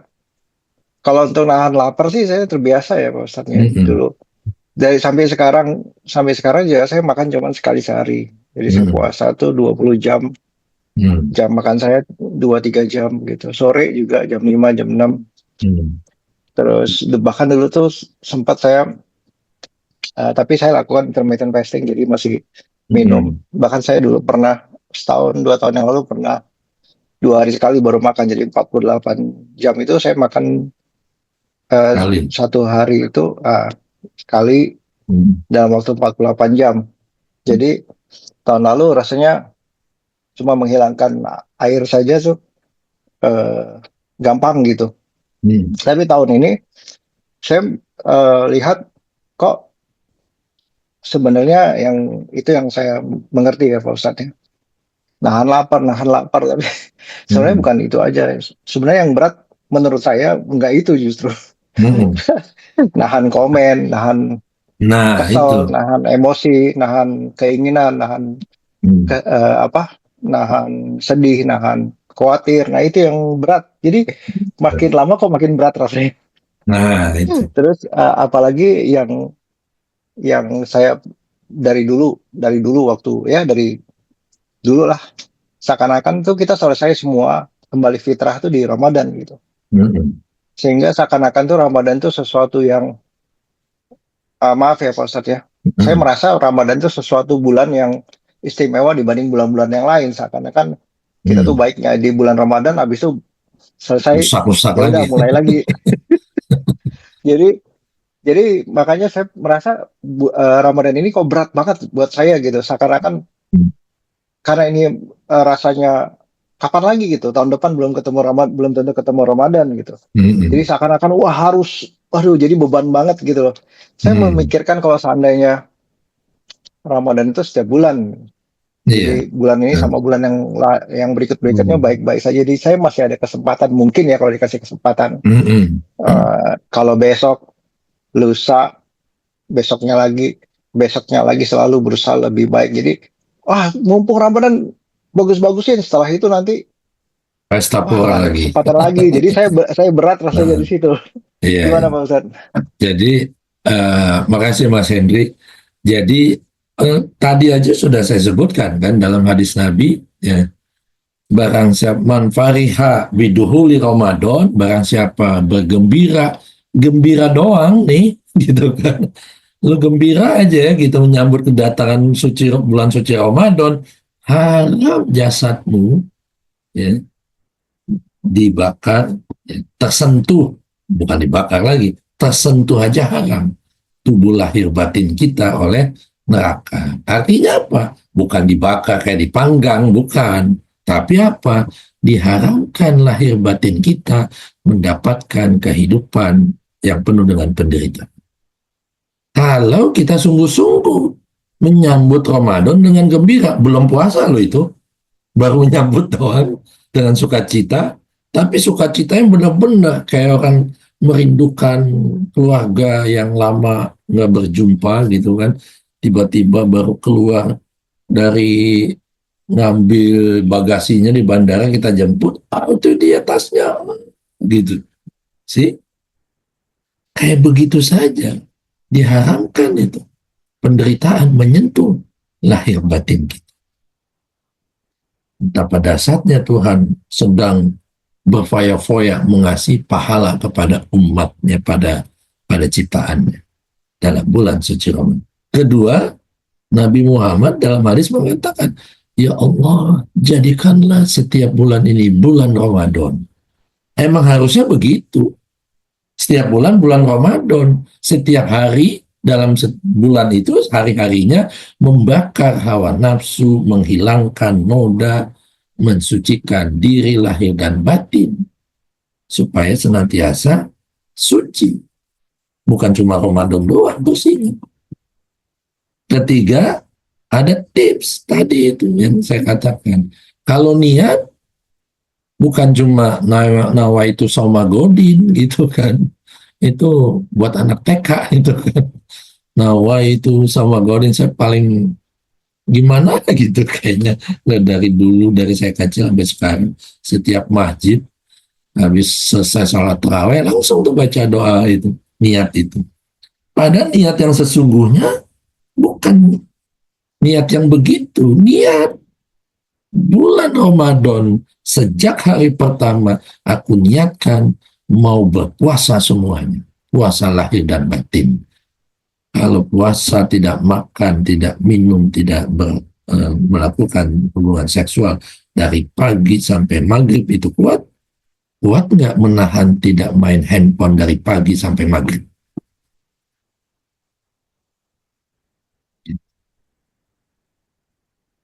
Bisa nggak mengurangi interaksi kita kepada berhala yang namanya sosial media?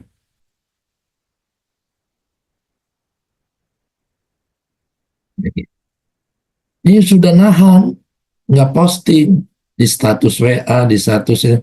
Kamu kok jarang posting lagi? Aduh, setannya gitu. Ya kan? Digituin kita, udah kita tahan nih. Ada aja yang ngompen, kamu kok jarang ini lagi? Biasanya tiap hari ada 5, 6 inspirasinya.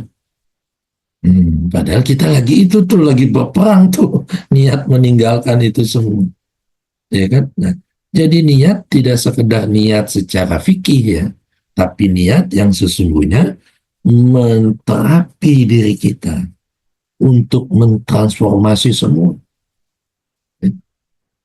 Puasa sosial media, puasa baca-baca sosial media yang nggak penting. Nggak mau baca Quran, baca buku agama.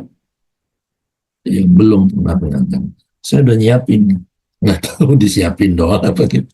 Pokoknya menyiapin buku agama, buku bacaan apa saja, dan beragam, jangan monoton, jangan cuma buku agama. Ya. Intinya niat mentransformasi dari perilaku jelek kita supaya bertransformasi menjadi perilaku yang baik gitu. Kosongin dari yang jelek, diisi dengan kegiatan yang manfaat lahir dan batin, yang meningkatkan kualitas kepribadian kita. Itu salah satu tipsnya. Di niat itu pertama. Kedua, di situ tadi ada kata-kata takwa. Gimana kita selalu sadar dalam setiap aspek kehidupan sehari-hari, menyadari ya, gerak-gerik pikiran dan perasaan kita, diri halus kita.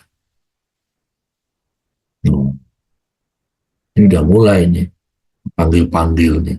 Kalau sudah jam habis asar, sudah mulai tuh gorengan, tahu isi, pisang goreng, manisannya, kurma, es buah, es belewah, ya kan? Nah, itu kita sadari itu gerak-gerik pikiran dan perasaan. Perasaan menimbulkan keinginan di hati, jadi banyak keinginannya. Berarti minumannya es teh manis, es buah, es belewah, es cendol, es apa lagi? Itu baru minuman aja nggak cukup 3 macam. Nah, dengan zikir, takwa, dengan ketakwaan kita artinya memperhatikan gerak tingkah laku, rasa dan pikiran. Ketika ada perasaan begini, wah, makannya apa nih nanti? Takjilnya. Ya kan?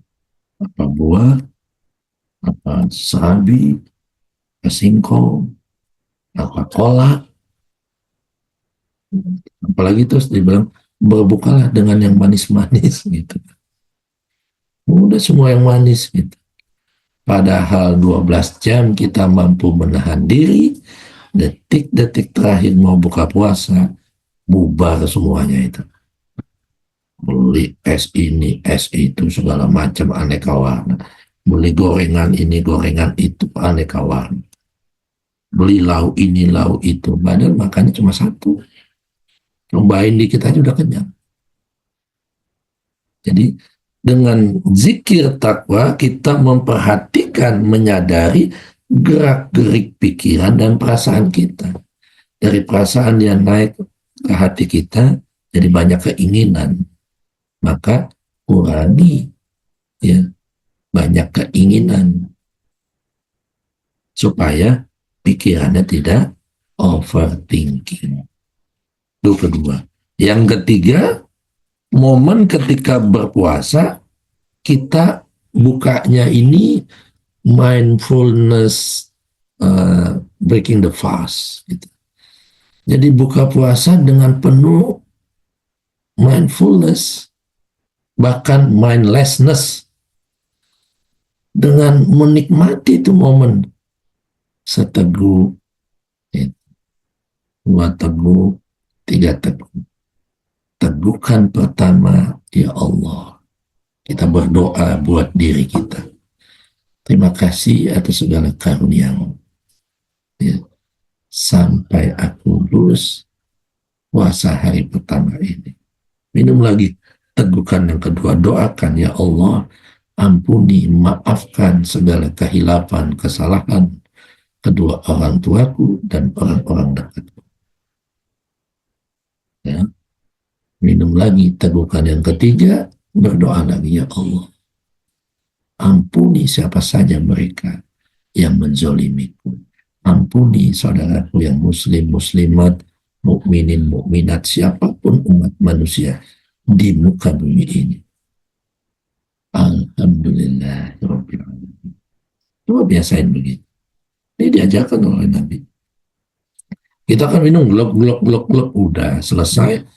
Apalagi, wah, enak juga tuh es buah. Glok, udah selesai. Ambil lagi gelas lain. Es kelapa. Tapi emang itu nikmat banget sih Romo kalau kayak gitu. Iya, nikmat. Dikit, makanya kalau perhatikan orang-orang soleh, 1 gelas, nggak langsung glok-glok, dia pegang tegukan pertama, dia berdoa. Itulah yang disebut, momen ketika berbuka dia merasakan kehadiran Tuhannya.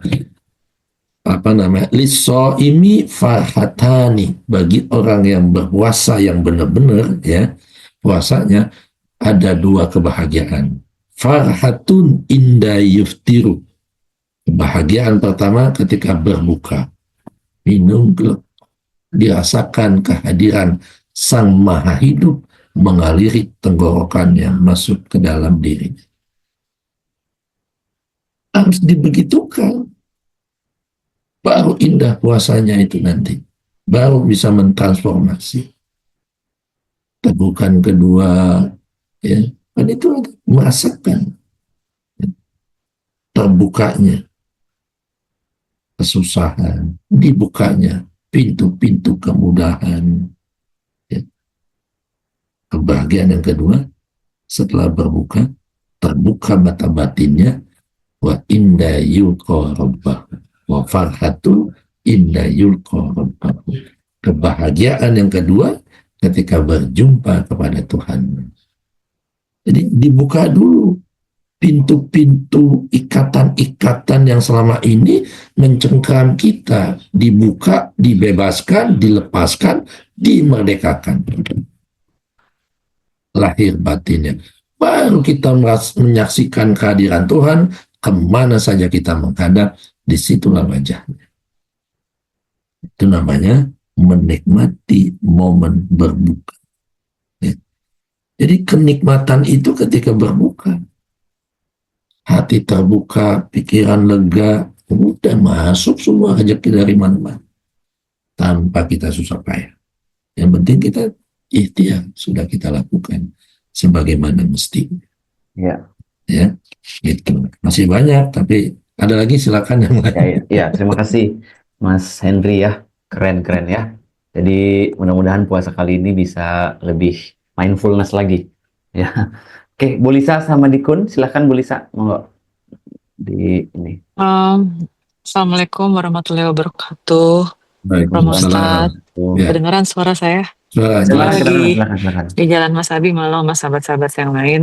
Saya mau nanya simpel tentang konteks puasa yang tadi Mas Yusuf sampaikan, bahwa tidak hanya makan dan minum, tapi kan melepaskan kemelekatan, termasuk kemelekatan terhadap paham-paham yang memang sudah pernah kita dapati sebelumnya lewat dogma. Nah, kalau saya ini konteksnya justru dalam pendampingan lagi menemani orang sakit, ya kan? Kalau di pengertian yang pernah kita dapati dulu kan, kalau kita lagi sakit justru mendapatkan kemudahan ya, Mas Yusuf ya, untuk nanti kita ganti dengan zakat. Cuman ini on the other side, kebalikannya, yang sakit itu justru sangat tidak mau ketinggalan. Pokoknya kalau puasa itu harus puasa makan dan minum, padahal memang kita tahu sebenarnya dia lagi sangat membutuhkan asupan-asupan itu untuk kebutuhan kesehatannya. Ini dalam konteks karena saya lagi jadi jagain bapak saya ya, di rumah sakit. Beliau 90 tahun, tapi saya tahu dia udah dari kemarin ngomongin, aduh ntar lagi Ramadan, ntar lagi puasa. Padahal kondisinya memang lagi sangat ngedrop, cuman di otaknya dia memang pokoknya saya harus puasa makan dan minum. Nah, pendampingan seperti ini apa sarannya Mas Yusuf yang bisa kita sampaikan? Karena memang pengertian yang dia dapatkan, ya puasa itu memang harus nggak makan dan minum salah satunya. Tapi kan kalau saya bilang sama saya, Papa juga harus melepaskan kemelekatan untuk keharusan tersebut kalau memang harus memperhatikan kesehatan, itu agak susah sih. Jadi mohon bantuannya karena pastinya nanti saya juga merasa akan teruji ya, karena saya tahu untuk teman-teman yang mungkin lagi menjaga orang tuanya yang lagi sakit, yang memang masih ada, ataupun mungkin ada teman-temannya, ada saudaranya atau keluarganya, dan kadang-kadang kita justru memberikan kebebasan untuk mereka untuk udah jangan dipaksa, tapi justru kebalikannya ini malah semangat banget gitu loh Mas. Ngerti kan Mas? Jadi gimana kita bisa memberikan pemahaman secara sederhana supaya mereka juga bisa nggak juga terlalu melekat dengan keharusan tersebut gitu. Itu aja sih. Terima kasih. Assalamualaikum. Waalaikumsalam. Oke, silakan. Jadi banyak memang kemarin juga saya ditelepon anaknya di Australia, emaknya di sini gitu, padahal udah tua. Terus akhirnya dia diminta datang ke Australia supaya bisa dikontrol sama anaknya gitu kan. Ya. Karena setiap dia puasa, kalau dia nggak puasa, itu katanya justru sakit mah gitu. Umurnya sama, hampir 80 katanya. Jadi itu dia mewajibkan dia harus puasa gitu. Justru kalau saya puasa, emas saya hilang. Nah, anaknya nggak mau dia puasa karena nanti pasti akan jadi setiap Ramadan ada seminggu dia pasti di rumah sakit ibunya itu. Alasan anaknya, ini dia cerita sendiri karena puasa udah nggak kuat tubuhnya. Tapi ibu saya bandel katanya begitu. Iya. Nah, terus gimana ya Pak gitu supaya dia menyadari gitu kan. Satu, kewajiban puasa kewajiban bagi orang yang mampu. Oke. Jangan salah nih. Sama kayak kewajiban orang yang pergi haji. Ya. Walillahi ala nasi hijjul baiti manis tato'a ilaihi sabila. Yang mampu lahir dan batin. Kalau ini juga puasa, ada persyaratannya. Dia mampu, punya kemampuan. Salah satu syarat sahnya dia punya kemampuan. Ada yang muda nggak pernah puasa tuh, padahal mampu. Iya. Nah kiai lagi. Ini beneran nih, bukan ngomong doang, beneran. Siapa tuh? Ada deh, tahu aja. Bocoran dong, Mas. Kepo, gue kasih tahu juga nggak tahu. Iya. Ya kan? Ya, berarti kan Beneran ada. Gimana kayak begitu? Muda, wow, nggak kurang-kurang lah anak kiai lulusan pesantren, lulusan luar negeri, Mesir, saya sebut ya, nggak usah sebut namanya. Mana pernah puasa, dia ngomong begitu, santai aja ngomong, emang gue pikirin, emang gue peduli, ngomong di grup maksudnya, oke. nggak ada yang ngomentarin gitu. Jadi apa maksud di sini? Satu, memang yang tahu kan dirinya. Kedua, kalau dirinya merasa mampu, ya biarkan aja. Nah, ego kita ini itu sebenarnya kemelekatan juga. Kan nanti badannya jadi ngedrop. Nanti kalau timbul begini gimana, kalau begitu gimana. Gitu kan. Ingat, puasa itu kalau berpegang teguh kepada apa yang dikatakan oleh Nabi, sumu tasihu. Puasalah kalian, maka kalian akan sehat lahir dan batin. Pegang itu aja. Nah, saya rasa mudah-mudahan dapatnya ini benar-benar memegang itu, bikin sehat lahir dan batin. Kalau sehat lahir batin, jadi plong ringan sehingga kita ketika harus menghadap dengan penuh kesadaran, ringan seringan kapas tanpa membawa beban-beban kehidupan. Ya. Jadi saran saya jangan terlalu dikhawatirkan. Itu kemelekatan kita juga. Pengen orang tua kita stabil terus, padahal umur juga udah lewat, udah banyak bonusnya. Bapak tadi 90 kan? Iya. Iya kan? Itu saya bilang itu juga tuh sama ibunya yang di Australia. Oh gitu, iya Mama, bukan tugasmu, itu tugas dia, punya tanggung jawab sendiri. Mana tahu Tuhan dalam dirinya, lu puasa. Iya sih. Gitu. Jadi iya, diiyain aja, temenin dengan penuh kesadaran, tapi Yes. tugas Cuman kita mungkin- cuma ngingetin dia kalau memang nggak kuat ya udah, tapi kalau memang mau Batalin. coba silakan gitu aja. Gitu Daripada aja. kekeh kita tolak dan kita juga akhirnya jadi argumentasi. Jadi kesel kita, energi jadi jelek, tektokannya jadi Baiklah, nggak Mas. bagus. Yang penting yang Baik. nemeninnya itu harus Iya puasa. Yang nemeninnya nggak puasa, ya kan? Iya, jadi saya juga ingat itu Bu Lisa, ada orang Iya. yang hamil gitu. Ini jadi mungkin kalau dari kata-kata Mas Yusuf tadi bisa dibilang kalau puasanya itu misalnya ya memang dia seneng gitu dan tidak merugikan orang lain, ya sudah gitu ya, nggak apa-apa gitu. Biarin aja. Biarin aja. Tapi ada orang yang hamil itu kalau dia puasa dia merugikan orang lain nih, itu janinnya sendiri kan gitu ya. Itu Yes. baru tuh gitu. Ya kan? Iya.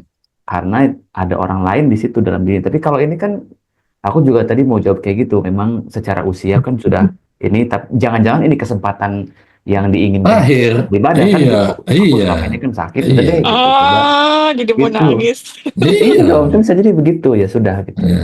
Gitu. Iya sih, Itu. benar-benar. Jadi pokoknya ya, ingat aja gini misalnya, ya Nabi umur 62, orang tua kita 89 tahun, wah bonus udah dikasih bonus, Iya. mau puasa, terserah lu deh, pokoknya yang enak buat lu gitu. Iya. Yang penting happy, Iya. ya Iya, happy, iya Mas. saya nunggu gak dibebanin, udah gitu. Baik. Iya. Doakan Dan yang terbaik, benar. Iya. doakan yang terbaik. Amin. Dan itu juga mungkin cara terbaik untuk menghindari makanan rumah sakit. Malas banget makan gitu. Iya, iya. Bener banget Mas Abi. Iya kan gitu, udah puasa aja deh gitu. Oke, sip. Oke, terima kasih ya Bu Lisa ya. Oke. Makasih, Ya, makasih. selanjutnya ada Mbak Nay, Makasih silakan Mas Mbak Abi. Nay. Salam. Silakan Mbak Nay, di-unmute. Mbak Nay silakan, udah raise hand. Di-unmute dulu. Nah, Oke. ya. Silakan, ya. Assalamualaikum warahmatullahi wabarakatuh. Assalamualaikum. Monggo, Mbak. Romo, aku mau nanya soal yang tadi sama ya, puasa. Kan puasa itu kan membakar semua dari keinginan, kemelekatan dan sebagainya. Bukan hanya sekedar mengganti bertukarnya jam makan gitu kan. Yes. Ini kalau kita kan secara rakyat puasa itu kan jatah makan kita keluarkan untuk berbagi. Kalau yang tidak puasa secara syariat, untuk pengertian secara fidyah itu bagaimana ya Romo untuk mengartikan menyamakan dari menyamakan ke arah yang syariat dan hakikatnya. Intinya bayar fidyah kan? Ya kan? Iya. Bayar fidyah bagi nggak berpuasa. Yang bayar fidyah itu kalau dia udah uzur, sudah nggak mampu melakukan puasa.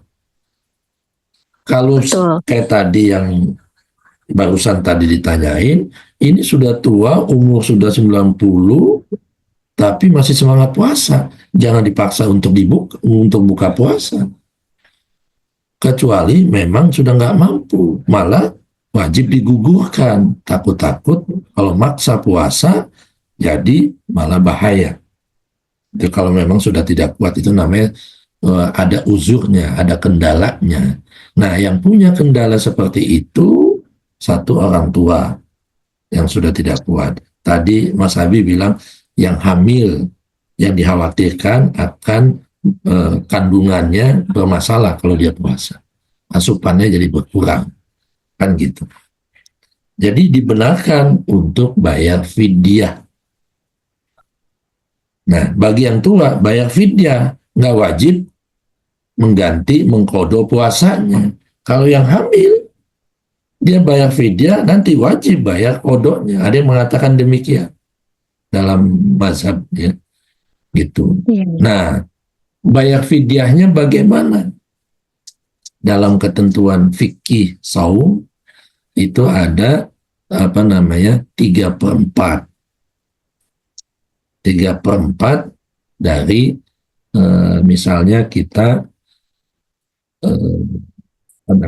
hitung gampangnya gini, kita ngasih satu orang ya, dia makan berapa kali? Sehari 3 kali misalnya. Sehari 3 kali, sekali makan misalnya 20 atau 15.000. Kalau kali 3 pagi, siang, sore, berarti dia makan sehari 50.000. Nah, bayar fidyahnya 50.000 kali dia sebulan nggak puasa. Kali 30 berarti 1,5 juta. Diberikan tuh. Mau ke yatim piatu, mau ke janda, mau ke ke yayasan, panti jompo, apalah gitu. Nah, itu yang diberikan. Fidyahnya namanya. Ya. Jangan misalnya dia sehari makan pagi 50.000, siang 100.000, malam 100.000, sehari makan 3 kali 250.000, giliran vidya anaknya hitungnya 50.000. Gitu. Jangan ya.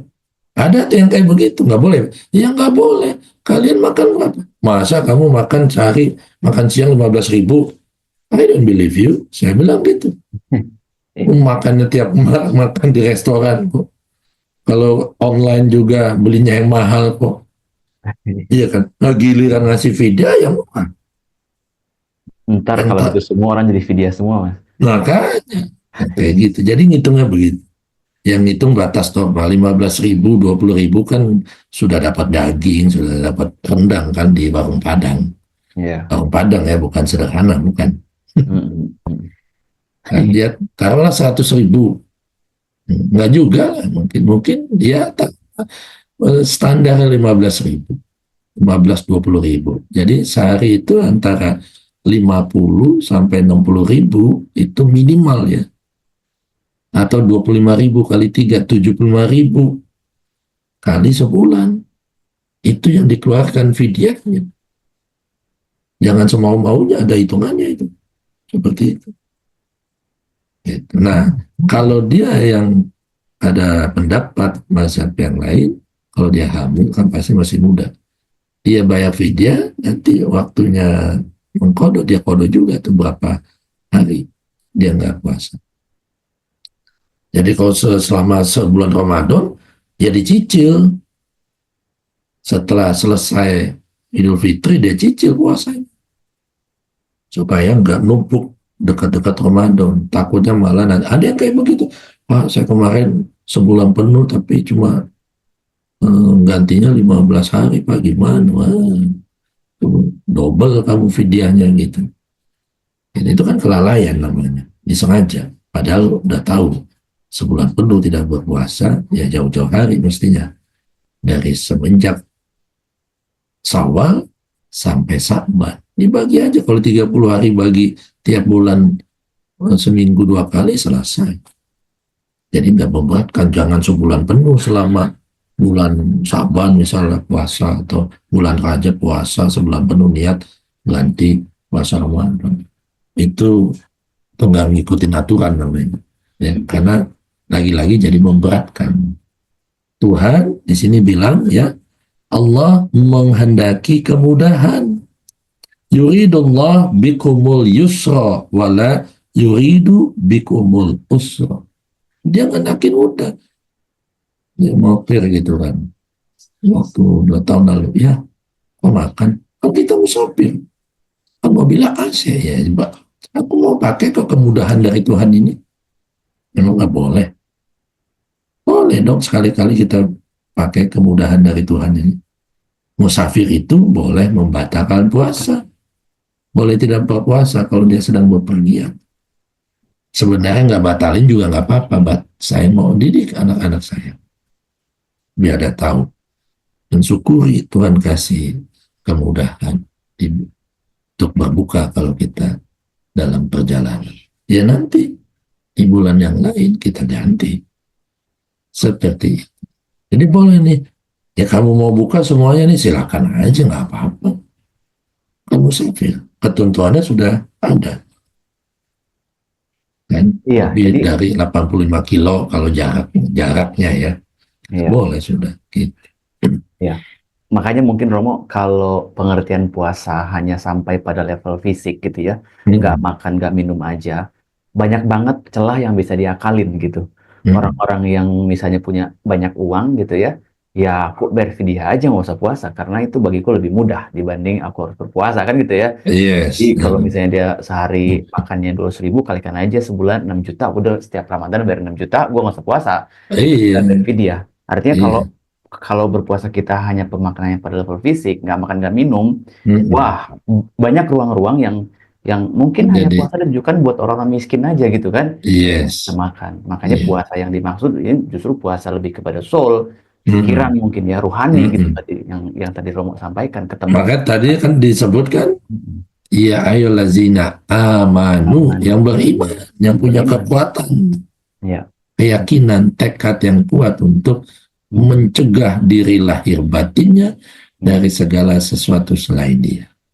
Ya kan? Gitu. Ya. Ada lagi? Oke, satu lagi mungkin kalau udah mau jam 10, jam setengah 10. Satu lagi silakan. Terima kasih Mbak Nai atas pertanyaannya. Satu lagi silakan. Sama-sama, makasih Romo, Mas Arya. Ya, sama-sama. Silakan satu lagi, mungkin ada yang mau sharing atau bertanya, monggo. Ya, dia bilang sampai jam 10 dong, gitu katanya. Ah, ada? Ya, silakan. Siapa? Ada di sini ada banyak nih, ada Mbak Vita, ada Mbak Anis, ada Mbak Sonya nih. Mbak Sonya silakan mungkin kalau ada request atau sharing. Ada Mbak Yuwid. Ada? Silakan. Karena ngomongin tentang puasa ini memang kan kadang-kadang bisa rumit, kadang-kadang bisa lebih mudah gitu Roma ya. Tapi dalam prakteknya itu memang tantangannya banyak banget gitu. Mungkin di awal-awal Ramadan tuh kerasa banget sih, kayak yang tadi makanan segala macamnya itu sangat FOMO gitu ya. Tapi kalau udah di hari ke-15-20 kan jadi biasa tuh. Jadi malas gitu loh. Itu fenomena apa sebenarnya Romo tuh kalau seperti itu tuh? Ya, itu satu ya. Semakin ke sini kita sudah biasa ya. Tubuh ini yang tadi kan kaget. Ya. Biasa pertama kan kaget, euforia gitu kan. Tapi lambat laun bahkan malah jadi malas makan sahur. Ada nggak yang sering begitu? Malas tidur aja deh, mau minum aja, ya kan? Kayak begitu. Ya, kalau bisa jangan juga, karena momen sahur itu bukan sekedar untuk kita makan ya. Sahur itu, ini kalau mau tahu makna sahur itu, artinya apa namanya? Cahaya percampuran antara cahaya terang, bahasa ini itu daun itu, dengan kegelapan. Makanya waktu makan sahur itu berada antara terang cahaya siang atau munculnya kegelapan malam yang akan berlalu. Kan gitu. Nah, dan sahur diperintahkannya diapain? Dilama-lamain. Mengakhirkan waktu sahur. Artinya kalau waktu sahur itu antara misalnya jam 00 sampai menjelang azan subuh misalnya gitu, waktu sahur ya kita makan palingnya 20 menit sebelum azan subuh. Jangan jam 2 udah makan. Udah gitu nonton TV, nonton sinetron, acara-acara TV kan banyak tuh. Jangan. Karena sahur itu kita pakai bukan cuma buat makan sahur, tapi yang penting adalah melakukan qiyamul lail. It is not sholat sunnah ya. Bukan cuma itu. Bukan cuma tahajud, bukan sholat hajat, taubat, sholat tasbih, bahkan sholat taraweh. Bukan. Tapi qiyamul lail di waktu sahur itu untuk membangkitkan jiwa. Membangkitkan kesadaran. Bangun jam 1:30 boleh. Lakukanlah tafakur, meditasi, mi'raj, istiqomah. Berapa? Sejam. Yang belum pernah kita lakukan di malam hari sejam, bahkan 2 jam, bahkan 2 jam setengah misalnya. Jadi menyediakan waktu untuk diri kita sendiri melakukan introspeksi, refleksi, kontemplasi, evaluasi sampai konklusi. Kita jadiin apa Ramadan ini? Jadi yang terbaik atau itu lagi tips ya, tipsnya. Yang kelima dari yang tadi sudah saya sampaikan, yang ketiga dan keempat, menyempurnakan ibadah-ibadah ritual. Ibadah ritual yang tadinya sholat wajib doang ditambah dengan sholat qobliyah, ba'diyah gitu. Ritualnya lagi apa? Ada wirid. Wirid bang. Jadi nggak bawa tasbih, kan ada ruas-ruas jari ini. Itu jadi sambil nyopir bisa wirid pakai tangan ini, nggak usah pakai tasbih. Yang penting membasahi lisan dengan kalimat-kalimat thayyibah, ya. Ya. Terus wirid zikir. Dan yang keenam, bagaimana kita tadarus. Tadarus is not tilawah.